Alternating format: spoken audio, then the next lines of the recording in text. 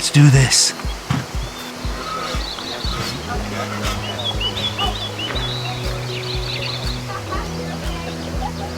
All right, we got everybody together and split up into 5 teams. They're heading out with their team leads right now, and the goal is to plant 31,000 sagebrush and bitterbrush. Guys, I am absolutely blown away and overwhelmed at the response to this thing. It's pretty crazy to think when we had this idea 5 years ago that, hey, let's try to sell some tickets to our audience to not only give up a Saturday, drive out to the middle of nowhere, but pay us to come out and do it, and then work for 8-9 hours for a measly burger for lunch. But you guys obviously care about habitat, and that's huge for us. Like, putting these plants in the ground is big, especially where we're at right now. It's a very prolific wintering ground. But our theory is, like, let's make conservation cool again. And what's happened is all these families come out and bring their kids, and now their kids are getting involved and knowing what conservation is and what it does. So for us, that's the biggest part. But man, I'm just blown away by how many people showed up. Biggest year yet. Sold over 110 tickets, and then we said kids under 12 are free. I bet there's at least 25, 30 kids here. So we're looking at probably around more like 150. Now I'm just starting to think this as I say it. I hope I bought enough food. We'll see. Brush for Rex 2025. Let's get it. What group do we go start with?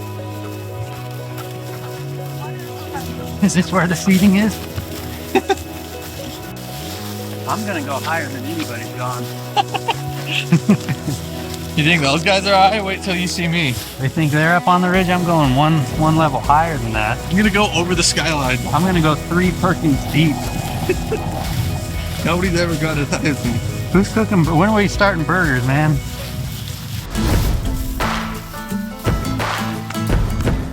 Oh, hey, Jacob. No, it's...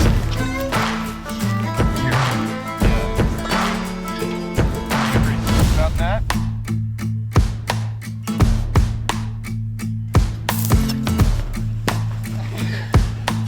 1 mile.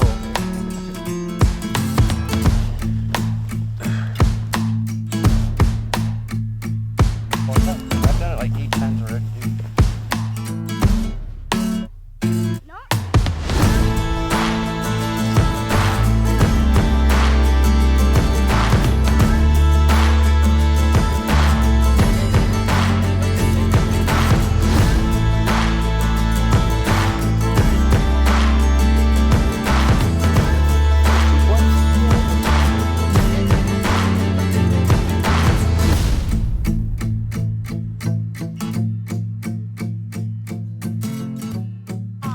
Guys, do good and you will be rewarded. It's called karma. Come meet my good buddy Logan over here.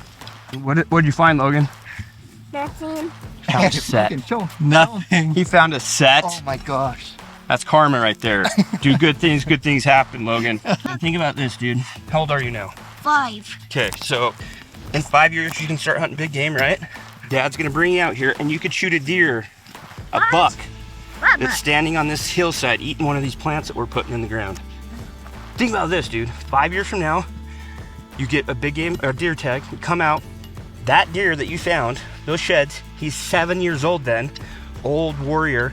He's gonna be on this hillside like he's been, and you're gonna kill him. But 50s? Yeah, but he's gonna grow because he's gonna be 5 years older. What? How cool of a story would that be?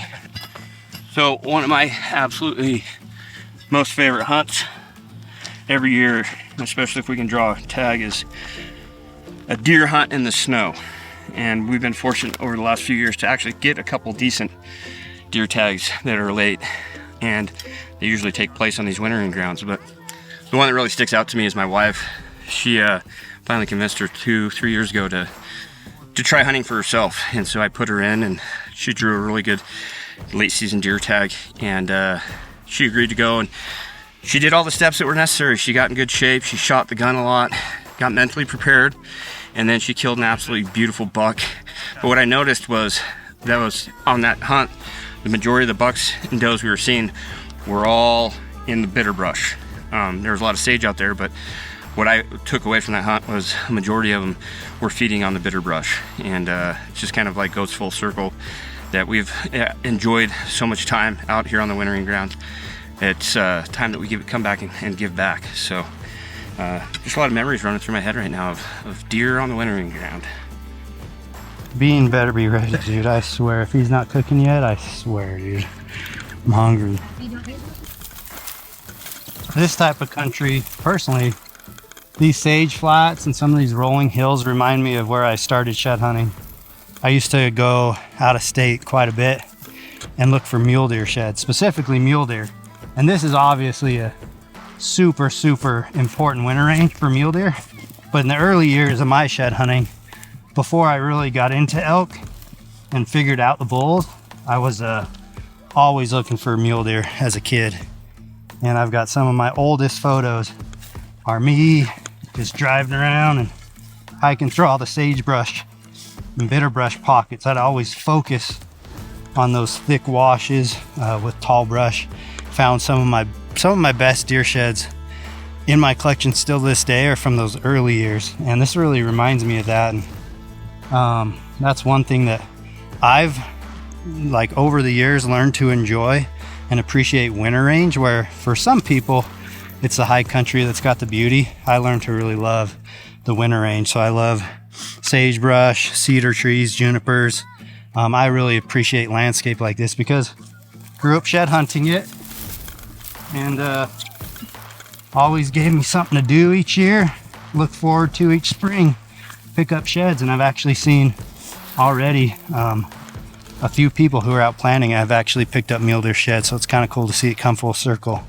Something that I've been doing my whole life, some of these people picking up sheds and just kind of giving back to the winter range. It's a bitter brush, but it's like so weird. The deer have eaten all the nubs off of it for so many years. Blossom? Oh yeah. It will still blossom Yeah, like that. you can see the buds are starting to come up, but it's like if you look at it, all the little pieces are nipped off. Well, that's all bitter brush. Yeah, it's just, it looks weird because the deer have eaten it so hard for so many years now. How important, like, if you were to build the most perfect wintering ground, what percentage would be sage, what percentage would be bitter brush? That's a good question. It'd probably be majority bitter brush. Really? But then I'd put some taller junipers and mahoganies. Mahoganies are good too. Yeah. This, you know, that gives vertical cover. Yep. But bitter brush it's got a lot of protein in it. More so than sage. More so than sagebrush. And sagebrush has a bunch of, like, you know, it's sagebrush smells. Oh yeah. That's like the secondary metabolites. It'll upset their stomach if they eat Oh too much of really? it. Yeah. So they can't eat just all all sagebrush. No, not all. I mean, they will if they have to, but it's not great for them. Tell me what this is right here. It's a percantha of some kind. I need it to flower. I'm not that great. But this is Indian rice grass. That's a really high valued forage grass. Oh really? Mm-hmm. It's like elk and deer. They'll eat it. They so we call them ice cream species. Uh-huh. It's like, I don't know if that's an official term or if it's just something we penned in my field office, but when you turn cows out, they'll go through it once and they'll hit all the ice cream species first, and then they'll come back through and hit other stuff. No kidding. Yeah, That's so like this the easy rice picking. grass. Oh yeah, they like that stuff. It's not real wolfy, and it's got a lot of good nutrition. Yeah. But if you look, all I see is rice grass right here. But there's blue bunch wheatgrass. There's a lot of that around. Probably once we get up the hill more, I see some up there. Okay. And then there's some mountain brome right there. Little patch of that. But That's what I was thinking that was. Not bro. mountain brome. I was gonna tell him, but I was just Yeah. So the bottom Was down here through. is smooth brome. But then if you come up, like that little patch right there where you could see those Yeah. stems coming straight up, Yep. that's mountain brome. So do you think the plants that you guys planted 5 years ago are benefiting that winter range? Yeah, so 2 years ago, just to give you guys some numbers, they had a good moisture year, and the biologist said our planting took like 90%, which is unheard of. I think last year they're guessing more of like a 30% survival rate, but that's a little more average. So you got to think, we do 30,000 plants, you get 30% of that to take, so roughly 10,000. They say that will still do just a lot, because the brush, if they can take off and mature and survive, then they kind of sprout out, you know, new seedlings and stuff, and then from there it just kind of takes off. So it's a long play. It's not a short-term thing. It's a long play. You're hoping that they survive, and 10 years is kind of the big picture. What are we getting for lunch? Hot dogs and hamburgers, I think. And you're hungry already. Yeah, I'm so hungry, dude. I swear, if this wind is blowing out those Camp Chef flames, I'm pissed, dude. Let's hear them.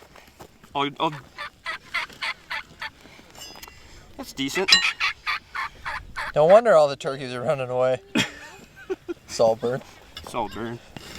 As you guys can see, I mean, there is plenty of sagebrush out here, which mule deer do take advantage of. They do eat sagebrush, but where we're lacking here on the landscape is some bitter brush. So we're out here today, Brush for Bucks 2025, putting in some bitter brush for these deer to chew on this upcoming winter. 1, 2, 3.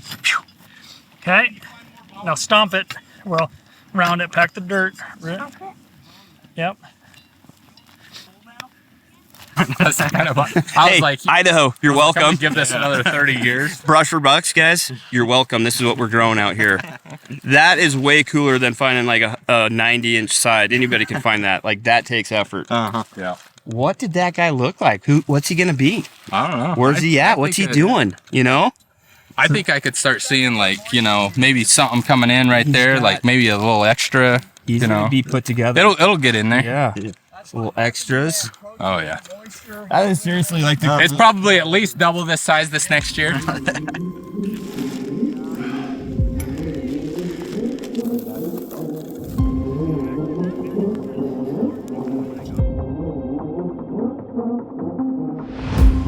going to easier ground, dude.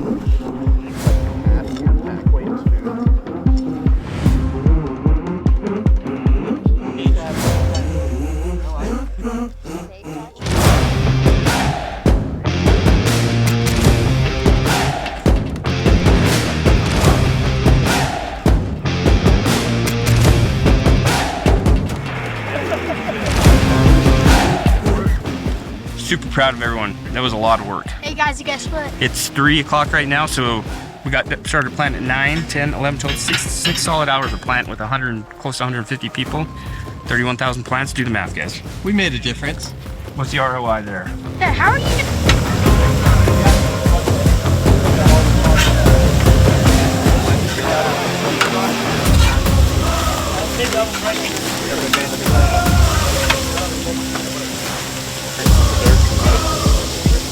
Worthy or not, but What's that? We made it, dude. We got the burgers, guys. I've been waiting all day for this.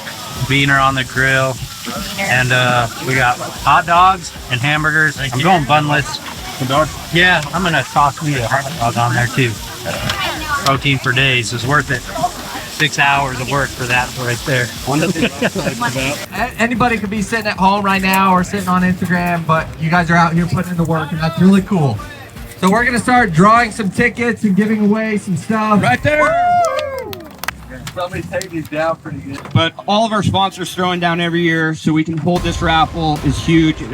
It's what allows us to raise enough money to buy enough plants for next year. So all of our sponsors are amazing every year, but this is a lifetime membership to OnX. He's gonna get some use. He's gonna get OnX for 75 years. Brand new Hoyt AX2. You can choose your color and specs. Dutch Wheeler.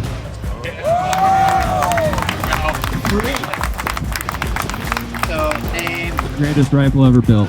You get to choose your caliber. You can choose your caliber, or there's probably 8 to 10 different calibers.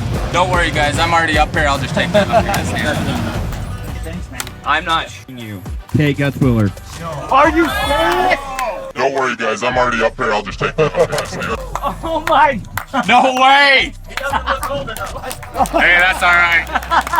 I got a brother that I'll get to go to. Really quick, guys. Honestly, trust. we couldn't do any of this without you. That's a lot of hard work, I know. We put over 27,000 plants in the ground today. By far, that's our biggest Brush for Bucks we've ever held, and it's all because of you guys. Woo! We cannot tell you thank you enough. Before we leave, we need to get a picture with everyone. So if everyone will come up here and turn around, we're gonna get a picture with the whole crew.